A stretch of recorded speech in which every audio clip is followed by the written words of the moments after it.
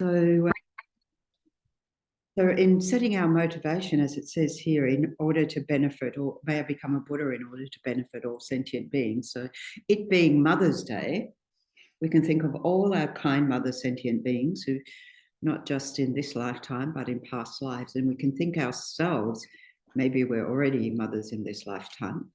But even not, we have been in past lifetimes. So this includes absolutely everybody of, thinking that dedicating my life for the welfare of all our kind mother sentient beings and celebrating our kind mother sentient beings, not just today, each and every day.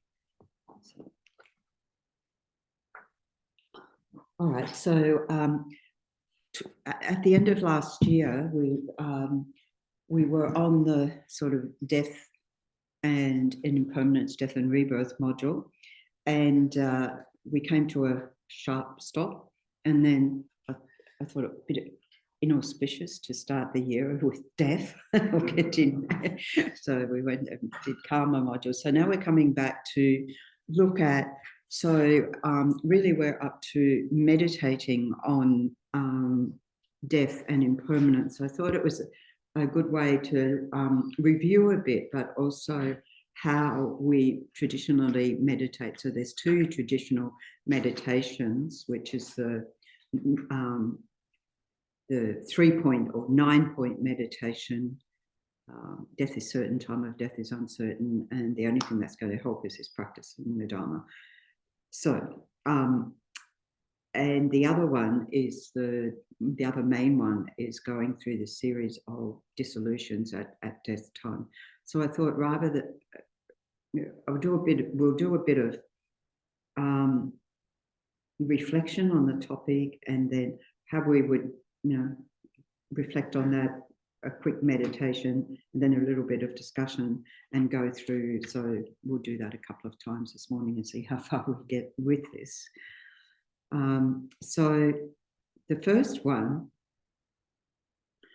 reflecting on the fact that death is certain. It's so self-evident, we wonder why we would have to even reflect on that, because it's rather obvious. But most people in life, don't think about, I could die right now, this very moment. We don't, including ourselves. We've heard these teachings and we're not going around going, I could die any moment now. But if we do think about that, at least on a daily basis, I could die today, or I will probably die today, then, we will act in a way that prioritizes our ideals, how we want to live and die. So we would see, practice in a way that's going to benefit us, not just in dying, but for a future rebirth, given that we would accept that there are past and future lives, that we would think, okay, what's the best possible way to live my life so that if I do expire this moment, that I will go to my next rebirth with the best possible outcome, right? So, we're I was just thinking of, and it's good to draw on our own personal examples. This is when we're going through a meditation. Of course, there's all the points, and you say, if you think, I'll just make sure I get all the points right, it doesn't really connect with our own personal experience. So it's making it personal. So however many examples we can use. So we know death will come, nothing's going to prevent it, or, that no matter if you're rich or poor, if you're, can't say that word, was it cryogenics? Yeah. Yeah, put on ice. I mean, we're all going to die, right? So, I was thinking about, one example of a student at Vajrayana Institute who was in the death process over, we're all in the death process, but she was in the active, I guess we say, death process. She was in the palliative process. And so when she was in that process, she didn't want to hear people talking about, what was happening in the job that she had previously done or what so-and-so was doing or so forth, because you're in that transition towards your next life and it's becoming a priority. So your priority is how to transition. And, think about, like for myself, if I'm using examples from my experience that, for example, my own, a couple of times having one time, it was definitely a wake-up call where I was going down the freeway and I think what happened, there was truck rubber on the road and that I spun out and ended up, fortunately, it wasn't a brick wall or anything. It was a grassy verge part. There was a grass verge, but I spun around, and as I was spinning around, I was like, I felt like my life had flashed before me, but everybody else is around me because I was convinced I was going to take them out in the process of spinning around and ending up. But none of that happened, right? Not even damage to the car. It was like, yeah, that happened. I mean, someone did stop and I checked I was okay. That did happen. I wasn't hallucinating and I was facing the wrong way on a grass verge. So, but it was one of those moments, that I think, oh gosh, in that moment, where was my mind at? It sort of wasn't, it's probably just spaced out. So I might have a spacey out. I think that's called a God realm if you've got enough virtue. So another time, just to use another example, I mean, these are my examples, so we can pick our own examples, that when I had pneumonia and I was in and out of hospital for a while, a month. And, one morning, because pneumonia is like you've got water on your lungs, right? And so one time I think I was asleep and waking up. Like, I think it was like that. And I really had that, in the foundation of all good qualities, life is impermanent as a water bubble. And I felt like, I was gurgling down there. So I really felt it really is. So having the teachings and being able to say, the experience was that.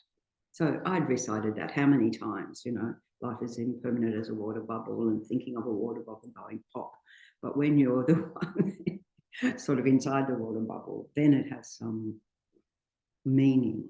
And just one other one, that it was a dream. This one was a dream. I was asleep, and so there was a firing squad, and we're in a circle, and the soldiers are going around this way, and and we're going to shoot. And I said, pick me. And then the barrel of the gun came, and I went, oh, life is really short, isn't it? The end does come quickly. Of course, at that moment you wake up, isn't it? You always wake up. Well, so far.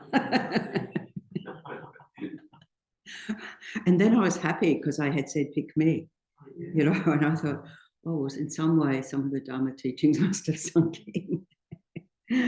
But that also, and those things are things that I return to, maybe other examples as well, but things that I return to in contemplating about death. So when we think, so I just had, and another, using the teachings in a way that, like the Lam Rim year, by the compilation of Lam Rim reflections, one day at a time. Lama Yeshe and Lama Zopa Rinpoche. And in that, Lama Zopa Rinpoche says about contemplating impermanence is death, is like a hammer that smashes all our delusions in one hit.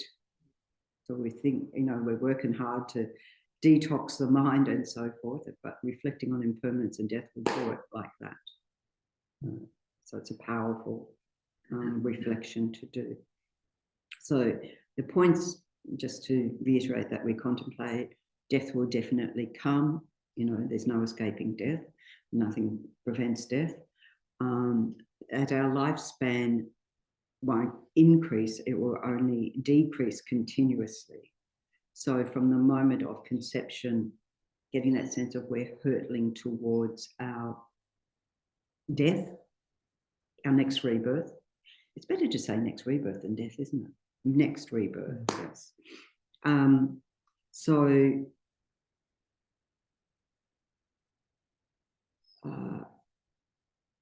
in this one, I think I probably mentioned before, what hit me profoundly was Lama Zopa Rinpoche's meditation on a walking meditation, one step closer to death, one step closer to death, one. So it's a really profound meditation to do, particularly as we were doing with Rinpoche. We were going downhill at the time. Going down. What was at the bottom was the Gompo, and I'm like, okay, I'm not going down to the hell room, I'm going down to the Gompo. It's a sort of weird thing in the mind. But I was like, I didn't want to do that meditation, one step closer to death. So it's interesting to see, it's quite powerful to see what will arise. So we could do that anytime we're walking around, one step closer to death. And maybe we want to do that until we get to the coffee shop. So like, meantime, a cup of coffee. No, but this is just how our minds work. But, you know, these are just like simple ways we can integrate a reflection into our daily life.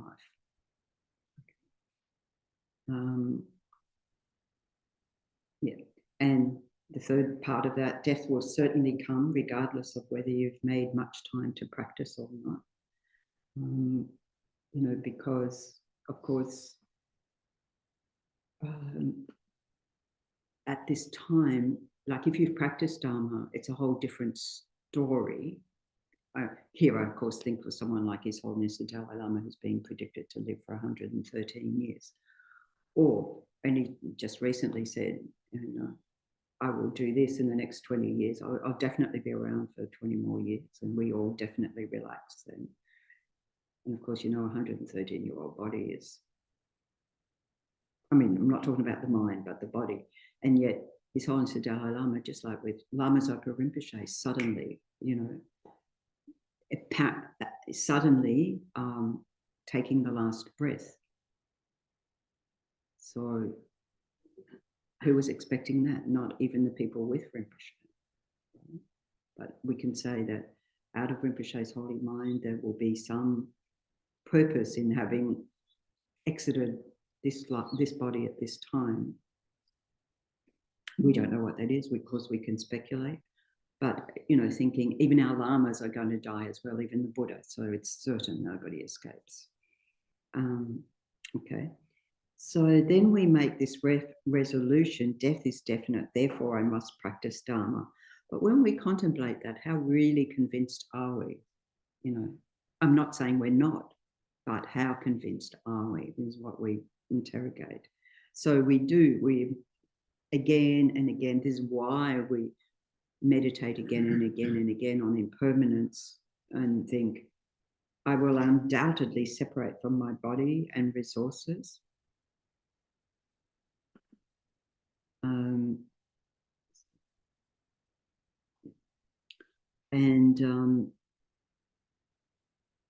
And use that to stop our craving that hopes not to leave them. So in terms of the body, it's the most intimate thing that we have, most close connection with the body. Everything, the body, mind continues, but the body doesn't. And identify my whole persona with this body. And that's going to be the hardest thing to separate from. So how can I use that to stop craving at having the body and spending so much time on the body and not leaving them? And I think for me, one of the things that, well, retrospectively I can use is the fact that when I was doing theatre training, I trained in this very physical theatre in which we spend a lot of time thinking of ourselves, like the body, as different things, as different animals, or as different colours. Anyway, a whole bunch of different things. And so it's almost like that really is just a vessel for different experiences. like we say, this body is just a guest house, and we're just visiting, and we'll move on from that. So finding ways of drawing on experiences that can help us feel like it's okay to separate from the body. I guess for my mother, it was near-death experiences, because twice that happened. And so by the time that she was approaching death, that really was it. And you would never know that, except for the fact she was 93 at the time, and she was having a lot of falls. There were a few markers, but she had no fear of death then. So that fear of leaving the body had gone, or leaving loved ones had gone, or leaving, I don't know, house. She wasn't so attached to possessions because she was getting rid of those.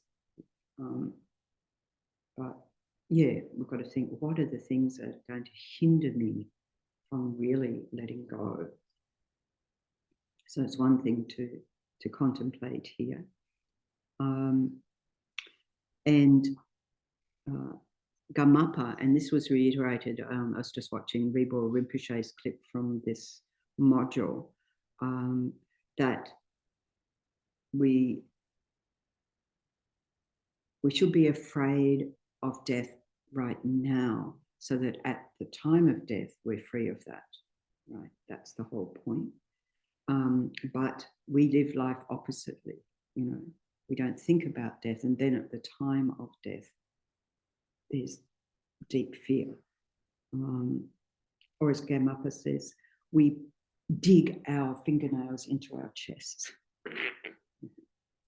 I've never seen anyone do that, but I guess it's fun.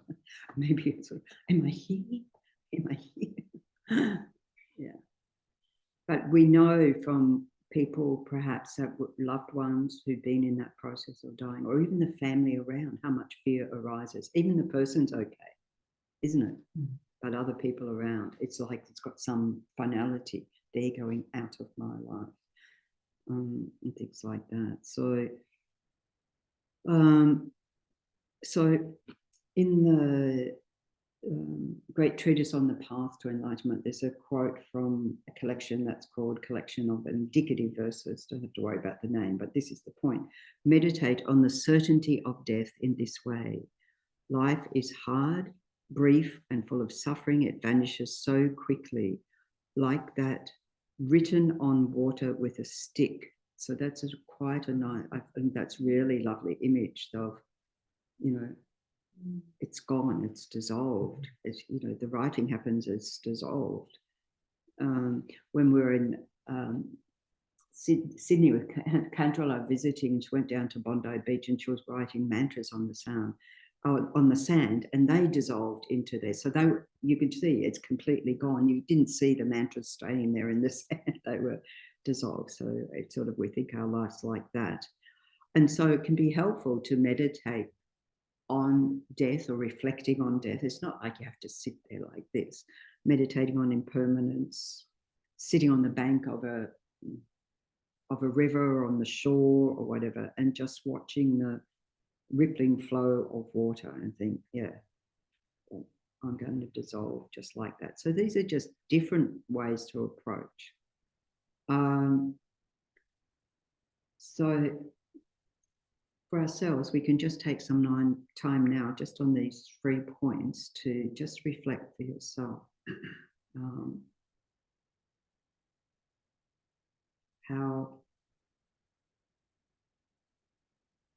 How convinced you are that death is certain, that nothing can prevent it, that our lifetime cannot increase and it can only decrease, and that regardless of whether we've made time to practice Dharma or not, and not saying, hold on a minute, I just wanted to still do that retreat before I die. So how convinced are we that death is definite and therefore I must practice Dharma? So just reflecting whatever points make that meaningful for you, that resonate for you, examples from your own life.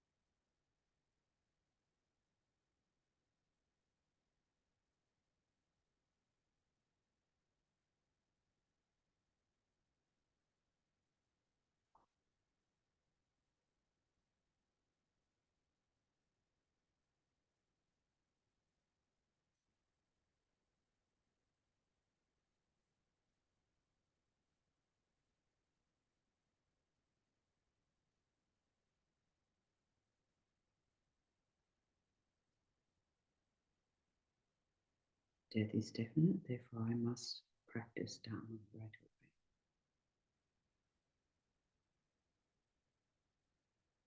away. Okay, so what sort of things have come to mind? If there's anything, yes, and they can be qualms as well. In Christian tradition, this idea of Bit louder. Yeah. And you were a good person, and you go to heaven, and everybody who you ever loved will be there to greet you. Yeah. And when somebody dies, you take comfort in that idea that they will reunite in heaven. Yeah. And then when you kind of listen to the teachings and you kind of lose that, how do you overcome that attachment and not having that anymore? Not having that reassurance that you're going to reunite in heaven. I know, having grown up Catholic, I had already designed my room in heaven. It's going to be really very nice. Pity I'm not having that room now. Anyway, that's okay. Yeah, so what you're asking is how you resolve the fact that, you know, there was some consolation in the Christian faith to say, don't worry, you'll all reunite in heaven. And you hear that, the people, you know, how many funerals you go to where, oh, they're finally reunited with so-and-so, and it's just like, really? But of course, we don't say that, but that is a comfort for the people around, for families around, right?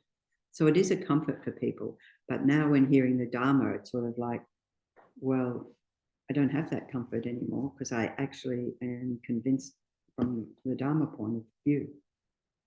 And so the thing that convinces me, and maybe other people can say what gives them that consolation, to me is the fact that particularly people close to us, well, not just people close to us, remember our enemies as well, that we have a karmic connection that has gone from previous lives and will continue on life to life. So I have had conversations with my mother and father when they were, you know, coming to the end of their life and saying, please make it really obvious when you take rebirth. Of course, I can't tell, I wouldn't know.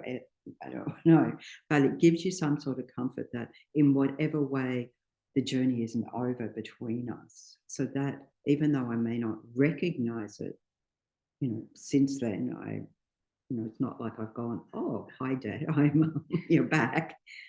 And that's also the thing right now with Lama Zopa Rinpoche's passing, that, of course, people are grieving that loss. We get a lot of reassurance. Don't worry, Rinpoche will be back and His Holiness is on the case, and, you know, various lamas are on the case and so forth.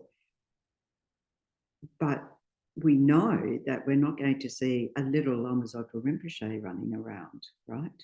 It'll be a completely different person, just like Lama Yeshe and Osul. They're completely different people. We're not, you know, in my mind, I can't get away from the fact of thinking of Lama Zopa Rinpoche in that manifestation. So it's quite interesting to see that there is the reassurance that we will be cared for, you know, by our lamas, also lifetime to lifetime, and that we will reconnect, particularly with those.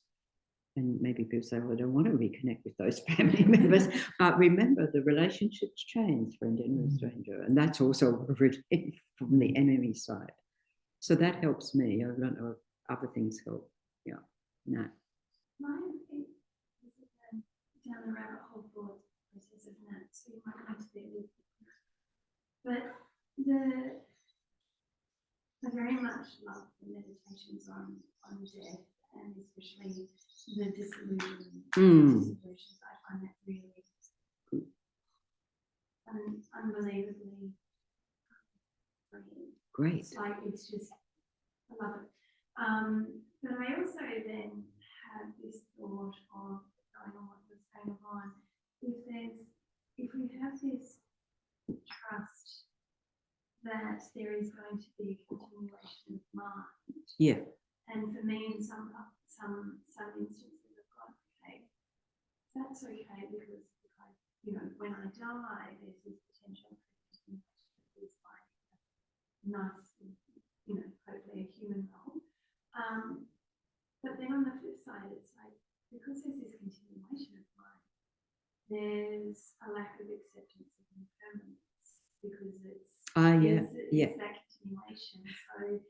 there's almost like I don't know if it's slight denial of death because the mind continues. I will go on forever. So and then there's this attachment to mind.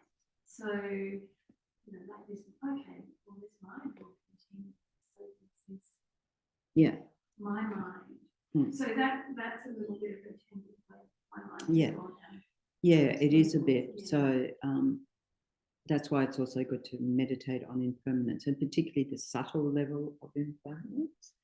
And so, of course, when we meditate on impermanence in relation to death, it's very much at a coarse level, the body and, the dissolutions. And it's only when we get to those subtle levels of mind, and even maybe we don't get there, in our experience, is that I think another way to look at it is, rather than those classic death ones, is to look at, well, which aspect of this me is going to continue, and so to investigate that. Because again, going forward, do you see a little gnat? Do you see a continuation of gnat? Probably, because that's all you know. That's all our minds know, right? Is this. And so that's grasping at permanence of gnat. And of course, intellectually we know that's incorrect, but to try and get a sense of, well, the gnatness is not permanent, right? Yes. And to think, everything that we know, in effect, will be gone. Yes. Of course, we have the teachings that say if we, practice on get these imprints on our mental continuum, they'll manifest in future lifetimes, or, sort of take us from this life to the next. But how are they going to manifest? We don't know. Mm. We don't know.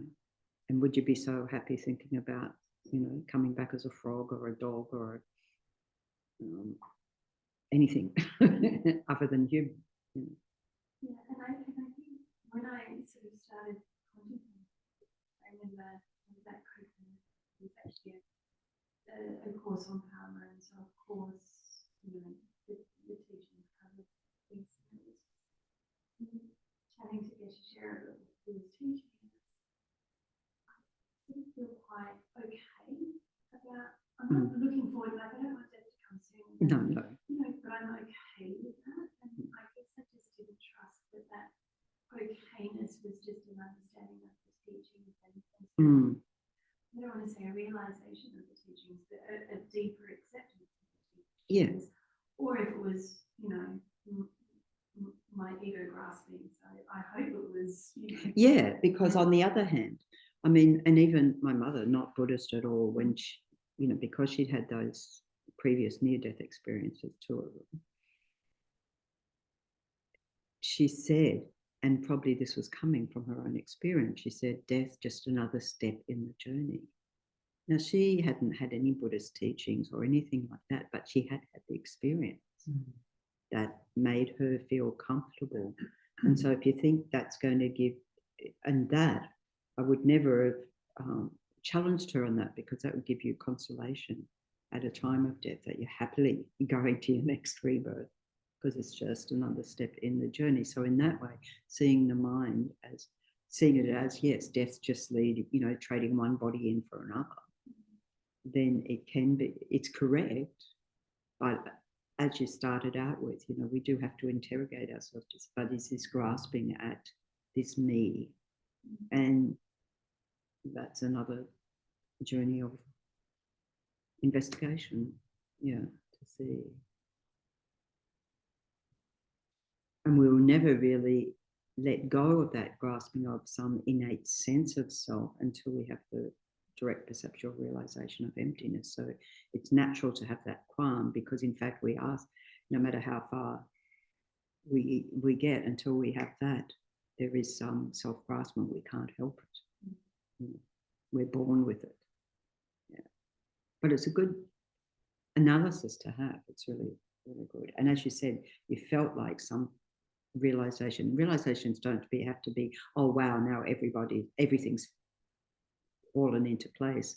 It's just, oh, I've changed my perspective on that. It is just a change of perspective. It's like quiet knowledge. Yeah, I think wonderful. that's the best way to describe it. That sounds good. Quite knowledge. Ah, No, well, you put this realization up there in lights, and we're just like, it's just having a, that gives me a different way of looking at it. That gives you freedom. That's what freedom is, that you've got different ways to look at it. Anyone else? It's kind of interesting just to think about how you travel through various experiences in your life. I mean, you too are, right? You've made dramatic changes in your whole thinking, identification with the Dharma and the life that you live now.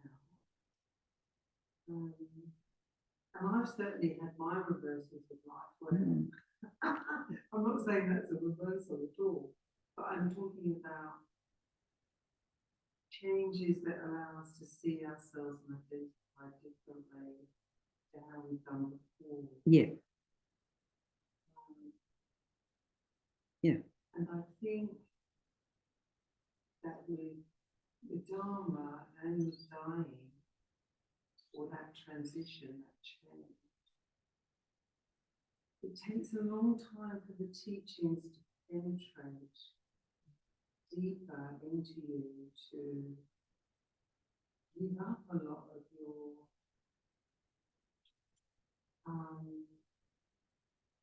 identifications with yourself. And more recently, because I've had some health things happening, these are really dramatic.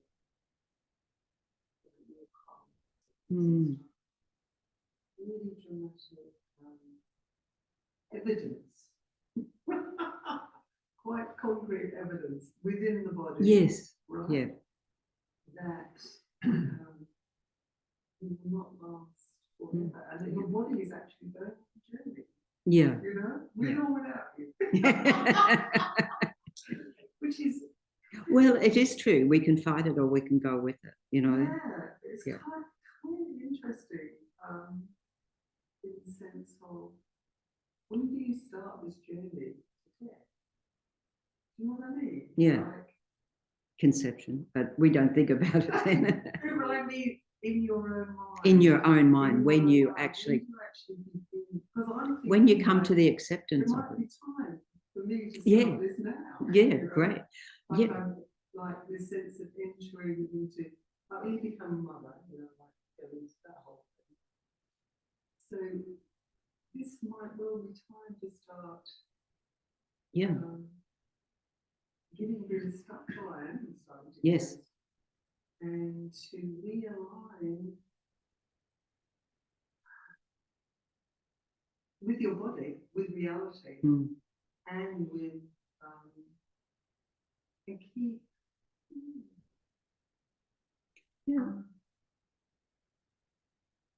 So I think this, the first part that you said, it's interesting because if we think about it like that, the number of different personas or stages in life in this lifetime, I can think that for myself, and it feels like another lifetime, you know. Exactly. And people say that. I was reading an article, and where somebody was saying, in another lifetime. Of course, they were meaning this lifetime, but in another period of life. And of course, as we get older, we can see many different stages that, perhaps we've totally transformed that, or we, made some big changes in life. And if you can, like, as you're saying, think about it like that, it's another big change. It's not the final thing. So if we can think about a stage towards the next rebirth, then it's just another change. And to, even though we can't remember it, we've done this gazillions of times previously. We've gone from one body to another, to another, to another, to another. It'd be great to have remembered some of those processes. Maybe it's great that we haven't remembered some of those lives, but to remember the process of that. But because there have been such enlightened beings that do know the process, that are able to give us these ways of reflecting on that and using the experience of, okay, now I've got serious health issues. This is my wake-up call, or a wake-up call. And to, as you said, Susan, it's a way to, give you motivation to think, oh, I've got these tools here to use to see this differently, and just exploring it, not in a heavy way. Just look at this a little bit differently from different angles. And think, yeah, it's true. This body is giving up, not necessarily giving up, but it's aging, and it's not that hard to be able to realize that as we get older. Yeah, that's why I think we don't get a lot of young people along, because they're really not ready to look at these sorts of things, because they're in the peak of life, yeah, peak of flourishing, yeah, that's good. Okay, and then the time of death is uncertain. This is the one that is the most powerful point to meditate on. The fact, because, yes, we all get that death is certain, but the fact that the time of death is certain, that lifespan of any being in this world is uncertain. Yes, humans, but also animals. We were talking about yesterday, this dog that's the oldest dog in the world now, 31 years old, and they're only supposed to live 12, 14 years, those dogs. I can't remember what it's called, but it's a bigger dog. And there he is, 31. So he had the karma to live. He has karma to live a long life. Of course, his hearing's going, his sight's going, everything that happens to humans as well. So you never can tell, right? And so we have many, many examples that we can call to mind very easily of the uncertainty of lifespan, that even if we have all the good conditions, an accident can happen that shortens that, and we read about that every day. So I remember a previous, is it a treasurer or something, saying something about they've got to plan ahead for when people live 140 years or something. You've got to be joking. I mean, I'm not. Well, I was only thinking of the Buddha's teachings that said lifespan's going down. And recently in medicine, some of the scientists have said, we think we've hit the peak of human life. No, it is, we can see it starting to decline. I mean, in the Buddha's teachings, it was said human life will go down to 10 years. We are talking eons here. It's not going to happen anytime soon.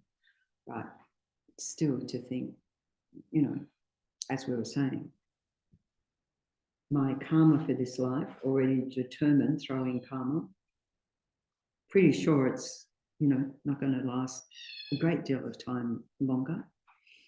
And then to think there are more factors in life conducive to death than there are to life. So we have all the examples of the foods that allergies, poisons, people have medicines, and for some they're effective, for some it's disastrous. People's reaction to like the COVID jabs, however many people have had. And that some people even died from that, even though it was meant to protect them from something that could kill them. So we could use examples, again, from our life. And the example comes from Nagarjuna, letter to a friend. Life is more impermanent than a water bubble, just like in Foundation of All Good Qualities, battered by the winds of many perils. Thus you can inhale after exhaling or awake from sleep. These things are fantastic. So while we're alive, these things are fantastic, but we're going to get to the point where we exhale and the next breath just doesn't come. So if we look at the fact that the Buddha also left the body behind from what? Food poisoning. So the Buddha wasn't immune to food poisoning. Lama Zopa Rinpoche, altitude sickness. As a Sherpa who grew up in the Himalayas, altitude sickness was probably not what people think that Rinpoche would have succumbed to, yet it happened. So the fact that our bodies are very fragile, and that gives us that sense that they're not quite so solid and protective. They do a good job, but fragile. We had that COVID, just having that teeniest tiny little thing, some tiny little virus that can kill you. Or thinking of like Marlene getting mesothelioma. And again, it's a teeny tiny little particle that causes death. So the tiniest little thing, can bring our life to an end. And this, I think, is for me the most powerful part of that contemplation, that just how fragile the existence is. So again, if we can use our own examples, so the conclusion, the time of my death is uncertain, therefore I must practice Dharma right now. So again, from the Precious Garland, the causes of death are many, those of staying alive are few. These two become causes for death, thus always practice the teachings. And then Milarepa, saying in horror of the uncertainty of the time of death was why he went to the cave and meditated, because he was terrified about how uncertain the time of death was. But through that meditation, got to the point where you no longer feared death. He said, now all fear is done and gone. But only from facing that, from meditating on it and coming to his own conclusions, using his own examples and so forth, that it really is totally uncertain. And when that does sink in, not just as something intellectual, I was like, oh, it really is that, like the water bottle. So whatever readings, teachings help us. This is why analogies are used in the teaching. Some will resonate, but we can also draw on our own personal experience. So here we'll take a few moments just to reflect on that what convinces me that the time of death is uncertain, reflecting on whatever personal experiences have shown me that, maybe friends, families, or so forth around us, or our own experience of perhaps near death or coming to a wake-up call. So just take a few moments to call to mind what really convinces you. If anything, if nothing does, look at those qualms.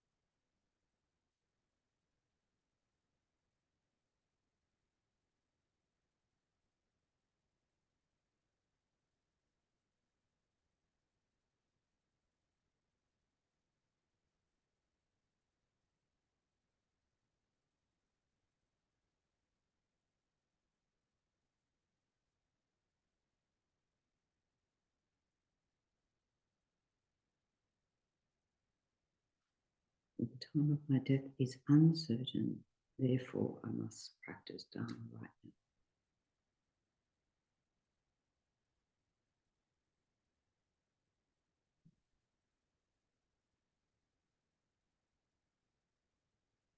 Okay, so again, we can have a discussion about what does or doesn't convince you. Again, I'll use a couple of examples. One very recent example was just a couple of days ago, Friday. So I was in Canberra and we're having a Vesak celebration, and some parliamentarians and official people came along. And one was our in other words, the Buddhist MP here from WA, Sam Lim. And so he was giving a talk, and he said, he was talking about when, because we're celebrating Vesak, we're celebrating the birth, enlightenment, and passing into parinirvana of Shakyamuni Buddha, that we celebrate on the 4th of June, along with our Theravadan friends and Vietnamese friends. So we have this whole month of celebration. Anyway, he was talking about when his whole story of getting involved in the Dharma and so forth. And then at some point, his daughter was 6 years old and diagnosed with non-Hodgkin's lymphoma. And they said that she's got a very short period of time to live. And so he called on all the Dharma practices, him and his wife, and were there with the daughter and doing meditations and so forth. He didn't say what practice he did, and that's not to be known. She's still alive today. So in a way, even saying, I've got to practice Dharma now for the time of death, but here it was helping at a critical. So his belief was their Dharma practice helped her recuperate, right? Of course, along with whatever medical treatment she was having. So that was one example. I also thought one of the Dalai Lamas, I can't tell you which number Dalai Lama, who lived a very short life, like lived till maybe 5 or 7 years old. So you think, oh, reincarnate Dalai Lama's going to live, 113 years. It's a very short life. He really didn't take up the role of Dalai Lama. And also Lama Zopa Rinpoche's mother. So when she passed, her reincarnation was found, and this young boy Rinpoche had advised probably for him to go to Sarah jail, to Kopan, whatever. And his manager was saying, well, I think we'll send him to this monastery. And before that was ever decided, he was outside and fell on a stone step and died. He cracked his head open, whatever, but he died.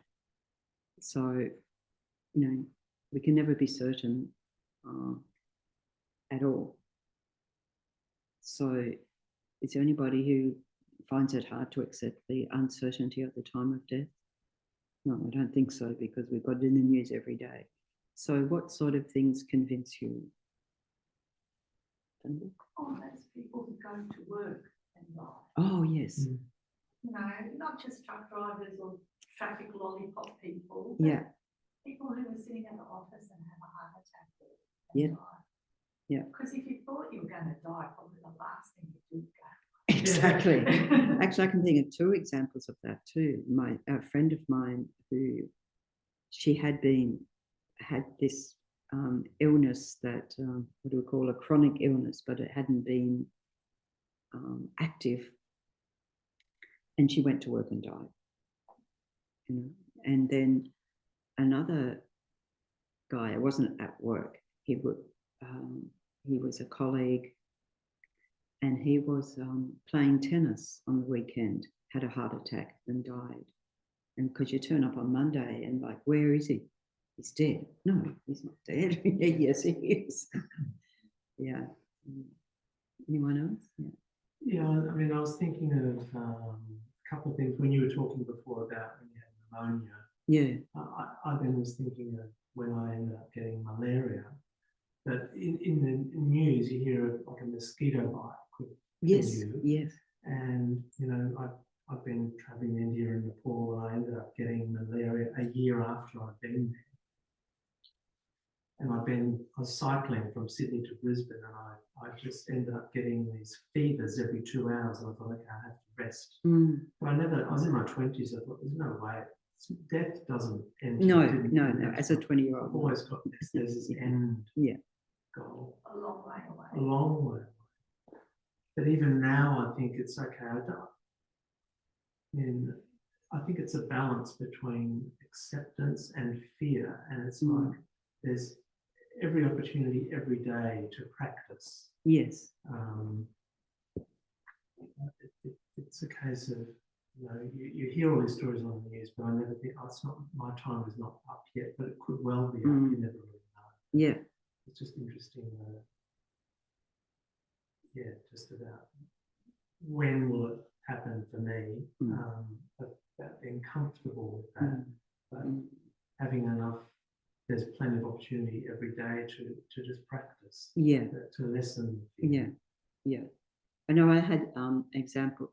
You reminded me of like when I'm driving and when I come across, unfortunately, there is an accident where somebody dies, and I think, or even when there is an accident, I think, oh, a minute earlier that could have been me.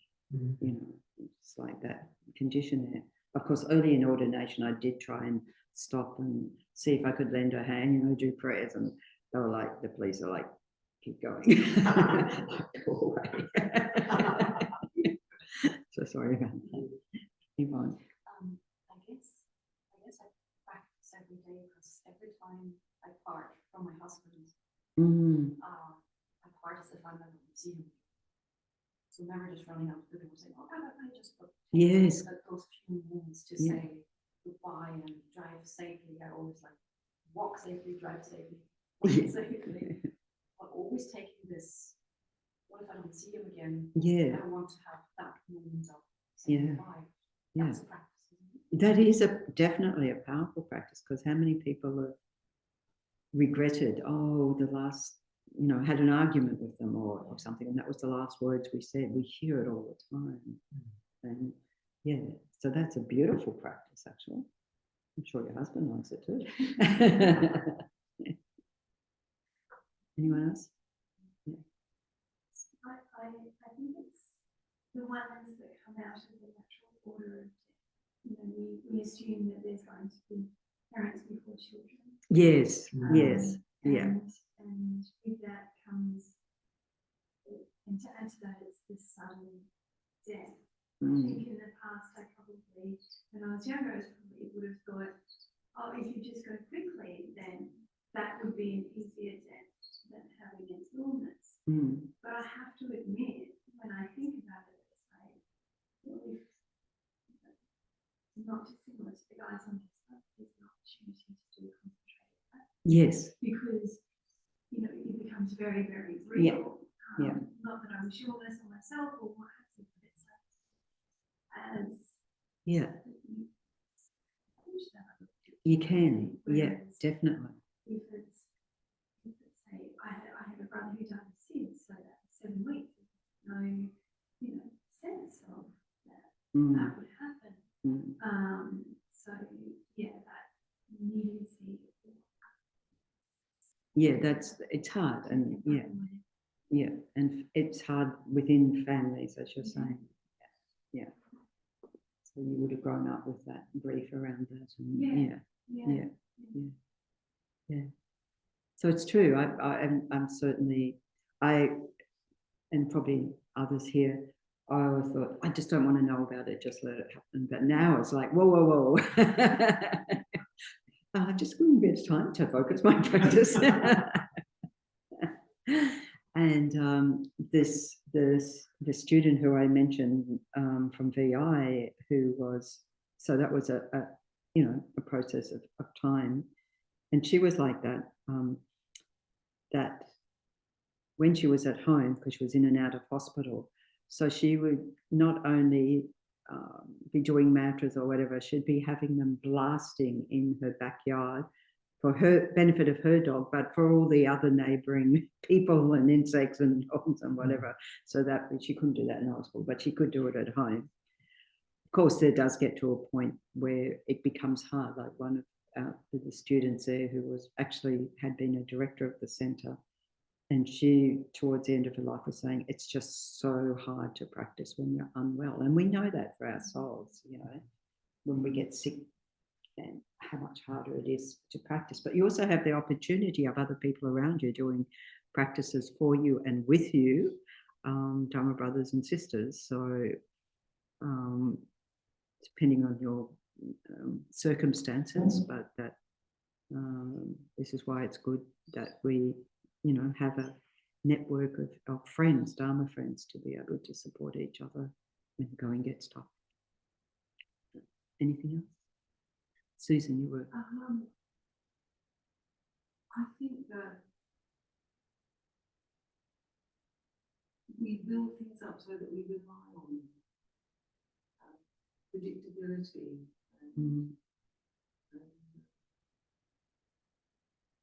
I think the thing that convinces me more than anything is a kind of general uncertainty.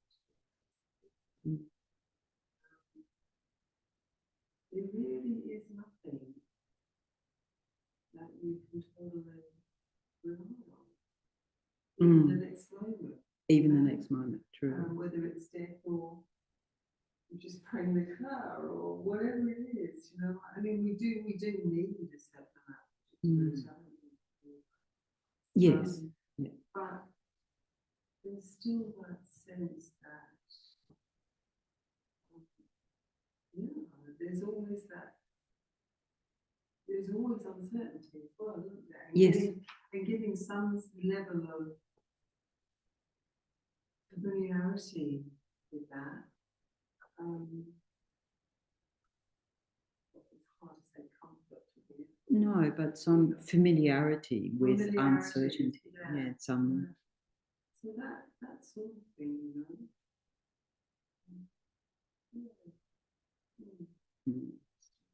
Yeah.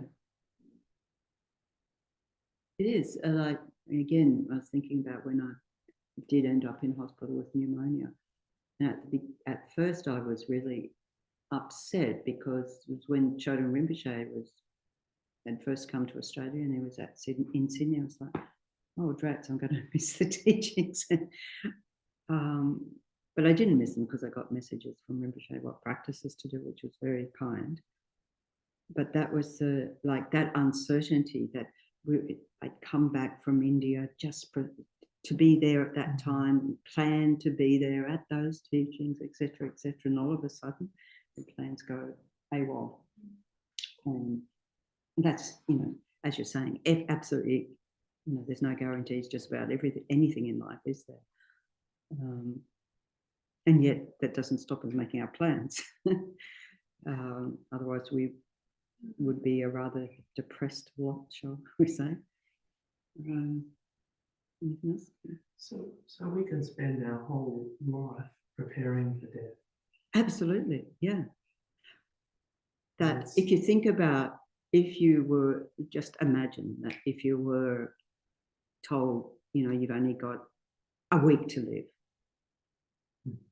And it's just like, okay, if I was told that, what am I going to do with that time? What would I do with that time? Right? And, I mean, I realise that now I can spend the rest of my life preparing for my death. Yeah. But it's like, you know, it's a very inner, it's a very personal inner journey. Yes. It's not like something I can crazy. No, you don't go talking about it, but just personal. Absolutely anyone, whether they have a spiritual practice, a faith, a belief, or not, have a thing of, if they were told this, oh, I always wanted to do this, or haven't got much time to do that, or whatever. We're all like that. And so the idea is to thinking of the uncertainty of the time of death is to live each day as if it's, you know, the last. Helps prioritize. Helps prioritize how you're going to live. And even when you say, well, I can't do, you know, in my in my case, I'm not going to say, oh, goodbye, everybody. I'm going to go and do retreat because my death could come at any time. Middleweber had that luxury.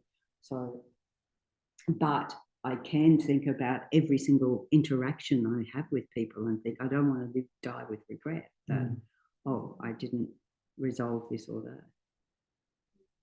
Cool. I was just going to add on to, in the West, we don't accept death quite a lot.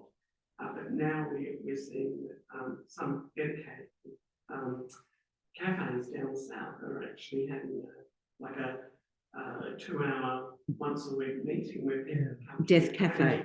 Death cafe, yeah. So, yeah, the life and Yeah. the death. Yeah. You know, like that sort of, and it's bringing in the cultural sector more. Yeah. The journey. Yeah, that's right. And to be able to discuss it and not have it as a taboo topic. Yeah, because that's the other thing that happens. You know, say you had a sudden prognosis and ourselves and people around us don't know how to deal with that. No. On that, a colleague of mine she shared that at the childcare centre, one of the carers passed away. And she said there was an individual who was terribly Buddhist. And she looked at me. She's quite because she's no particular faith, yeah. At all. And she said, oh, at this particular moment, I thought you guys No, watch his face. Did Venerable say much about how he got rid of his fear? Yeah, I've just read that bit now. Oh, okay, great. So the next part of that is capturing the fortress of the deathless, unending nature of mind. It comes back to what you were saying at the beginning. No, you know, that the mind continues. So what he's saying is capturing the nature of that he really experienced the nature of the continuity of mind. Now all fear of death is over and done. So it was through really accessing that sort of sense of the continuity of consciousness and that the consciousness will continue was how he overcame the fear of death. So that is one of the ways to approach in thinking of the meditation on continuity of consciousness. We do that going back, you know, as far as we can cognize, as it says in the text, and not to relive all those experiences, but to realize there's a continuity in our continuum that we can recall going backwards, and however far we can go back, you know, maybe, I don't know if people recall things from when they were in the womb. I certainly don't. And half my memories of when I was a baby, I can't tell the difference. Well, I'm pretty sure my memories are those that the two stories that got told about what happened then, rather than me remembering anything of that time, you know. So I can sort of pretty much distinguish that it's probably the case. But to conclude that mind can only arise from mind, from one moment of mind. So therefore, if it goes back like that continuously, positing that it goes forward, because after all, we do have, what do we call it, proprioception, that when we project forward, you know, like, oh, on the way home, I've got to remember to get milk. It hasn't happened yet, but we've projected that forward, and then that happens, right? So it can give us a sense of that thinking forward. And so whatever's going to help us to think about that continuity also going forward beyond this life. When you do the meditation on the dissolution process, and you can think of, when we get to the clear light, we'll do the meditation next time. I haven't got enough time to do it this time, but you get to that point and you abide there as long as you can. But then there's a whole process of, well, how does that re-embodiment occur? And it's the reverse of the death process. So we go, you know, from dissolution of the earth down to, you know, the body dissolving and then the mental conceptions dissolving. and then the clear light of death, and that reverses, and that comes into the Bardo body, and that can happen 8 times, and then 7 times, and or not at all, and then you're ta-da in a new body. So if we can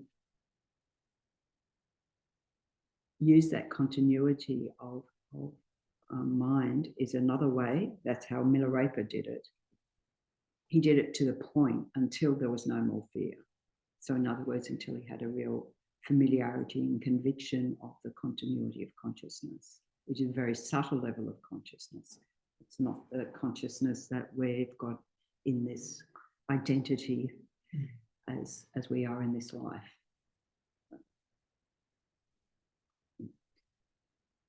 Okay, so the final point in these 3 points, at the time of death, nothing but the Dharma can benefit. So having thought what we would do with it if we were told we had a week to live, cancel all those fun things. Or don't do what my friend in the US did and just go into complete denial. And he did go to work every day. No, he didn't, sorry. He took a week's holiday. He knew he was close to death, but he didn't. To him, it was a holiday. In that period, he died. He didn't deal with anything. Left his wife with a mess to clean up, which wasn't very easy. I mean, in terms of legal stuff. Yeah. So it's another thing to prepare for death is, yeah, giving away our stuff, but also, getting rid of stuff so that other people don't have to deal with it afterwards. And it's also a good process of letting go. But also, if we need to make a will or deal with legal stuff, or if we've got anything that someone might inherit, I don't have to worry about that too much. But nonetheless, there are sort of little bits and pieces that we still have to think about. Yeah, my dad had a will, but then he had a handwritten thing, notes, and he had emphysema. He didn't die of emphysema. He had written, do this, and then he said he wanted his ashes scattered. But he said, and then he'd written preferably at sea. But then they put return the oxygen, unused oxygen thing, and the unused medicine to the chemist, and it's like he covered everything. Oh, wonderful! Specific. Well, he made it really easy for everyone to just tick the checklist. Yeah, it's quite interesting. That's very kind of him. Yeah. Right. Okay. So this is where we contemplate that, my friends will not be of benefit, friends or family. And of course, it's because we look at those things that we're most attached to. And it's not to say give up your friends and family right now, not at all. But to realize at the time of death, they're not going to be able to stop that process happening. Or they might, people have revived people and all sorts of things. But if that happened, it wasn't your karma to die at that time. Yeah. But we had just the other day somebody who had a heart attack in the water, was it? Or not the one who's missing, another one. And there were people around and they were doing CPR and they couldn't resuscitate. My wealth and possessions cannot benefit. And again, it's about what am I attached to that is really. It was interesting, I'll just mention at this conference that I was at for the Australian Sangha Association, and a couple of us had to get up, for the Vesak ceremony, and we were offering a prayer for Vesak. And when Arjun Brown got up, because we all had to say a little story, and one of the things that he talked about was in the place where we were, like, he'd left his bag somewhere and maybe it's there and maybe it's still not there. And that sense of not being attached to, I've got to have, my bag attached to me and, it's got possessions and so forth. Okay, he's a Theravada monk. He's not going to have any cash in there. It's not certain others. But he was just making the point that it was in a safe Dharma environment and that you could feel very safe there. But you can see what is it that you know, or how do I react when there are things that are precious to me that either get broken or get lost. You know, I was working in London at the time when I was doing my theatre school in Paris. I was working in London, come and go. And one time, and I was cleaning houses, and one time I broke a very precious vase, apparently. And that woman just wanted me out of there straight away. I'd broken her vase, the precious vase. It's the only time I ever broke anything, but that didn't matter. Her precious vase was more important than her cleaning, so that was fine by me. But, you know, think about those things that we think have some great value, but really, in the face of death, they have no value whatsoever. None. Absolutely none. And just think how much joy they might give to someone else as well.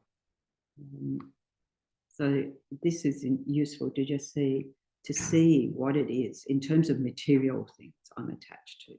So what it is in terms of relationships I'm attached to. Of course, value them for what they are. Don't give them up. But how much is that going to be, you know?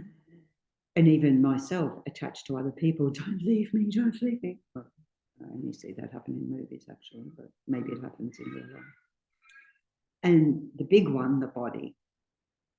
The body is where we started the conversation today, thinking about the body's not going to be able to benefit us, and thinking that, yeah, if it's my mind I've got to take care of, then the body's just a vessel for that to function in this life and to be able to use that. And just like, I'm going to leave the guest house, I'm going to go to some other new one. And thinking that also when we go through the dissolutions of the death process, that there's a whole imbalance of the elements within the body. We don't have to wait till then. All our sicknesses and so forth are related to imbalance of the elements in our body.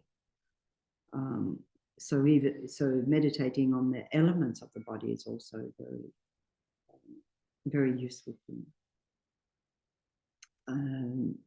And so, of course, therefore, and we could say,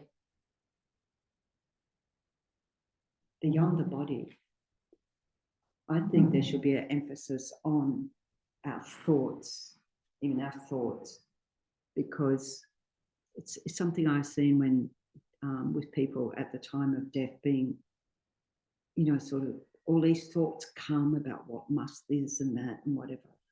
And it's like grasping at that level of mind, right, as well. So a lot of emphasis is placed on the body, but also I think the coarse level of mind as well. And you know, what was that movie? My Beautiful Mind, all my wonderful opinions and knowledge, all of this, that suddenly becomes totally irrelevant. Yeah. So again, we'll just do a brief, very brief reflection on this last point, thinking that, well, thinking of what are the advantages of remembering death at all times in terms of trying to relate this to how Dharma practice can help us. We've discussed about remembering death at all times and how we can, you know, make that a life practice. How is that going to help us? As you just reflect on those points or any of the points from today.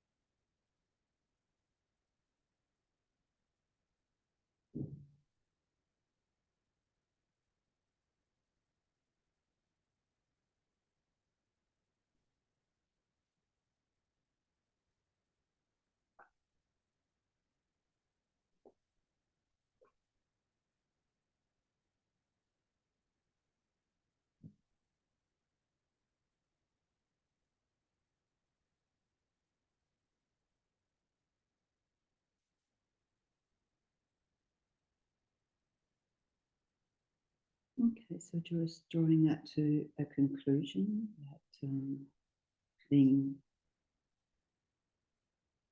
a motivator for us to practice Dharma purely, to practice at all times. It already sounds pretty overwhelming. Okay, so I guess, you know, one of the big things is to think that, well, I'll do the best I can.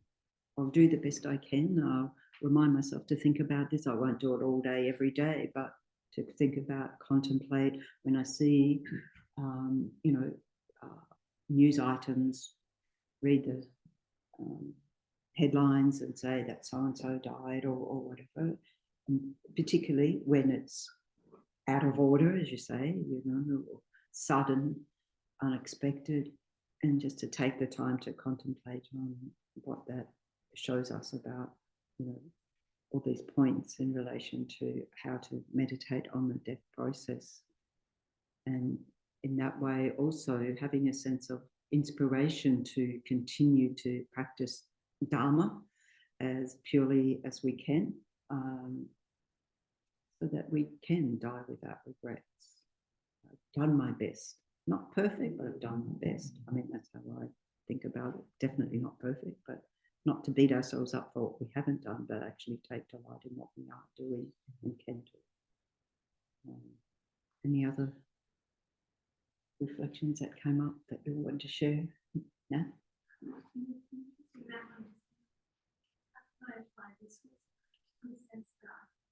Yeah. And I don't know how well I'll go off to practice. Sure.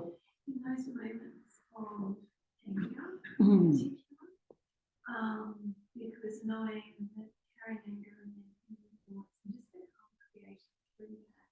Yes. I think about that. If I acknowledge it, I'm death or karma, and sort of put it all together, might be a moment of like letting things release. Or test it out. Yeah.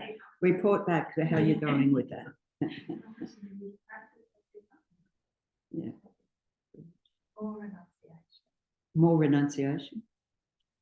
Any specifics about that? Of that main worldly concern. Yeah. It's interesting because of the 8 worldly concerns, you know, sort of seeking praise and not wanting to be blamed, wanting gain and not liking loss, wanting pleasant experiences and not unpleasant experiences, and wanting a good reputation and not wanting to have a bad reputation. So we can think, what are the ones that are really challenging for me? Because it won't be all of them, you know. So you say, oh yeah, that one's a real challenge for me.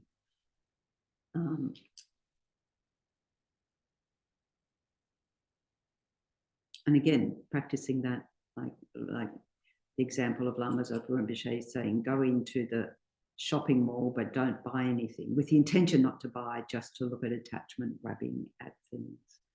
Or our sense of pleasant experiences, grabbing at pleasant. Don't go into a shopping mall for that, which I quite like because I don't like going to shopping. But oh, even IKEA is even worse than everything else. I can still count on one hand IKEA experiences in this life. And the last few of those was getting candles. I realised that you could go in Sydney to near the exit and get the candles. Yes. I was so happy. I praise myself when I go through and don't get anything and go, that's fantastic. You know, I can just walk through the checkout. So, yeah, the question was, what was I doing? Yeah, what were you doing there? I was looking for something that didn't have it, and I refused to buy anything else. So. Wonderful. You didn't go, while I'm here, I'll just, you know. No, and that's actually quite a, you know, not more stuff. Yeah, wonderful, wonderful. Take great delight in that. Okay, so we can dedicate all of this to our continued practice. page 16 for the dedications, the third verse down. Through the merits of these virtuous actions, may I quickly attain the state of a Guru Buddha and lead all living beings without exception into that enlightened state. May the precious body mind, not yet born, arise and grow. May that born have no decline, but increase forevermore. Then page 19, the long life prayer for His Holiness the Dalai Lama.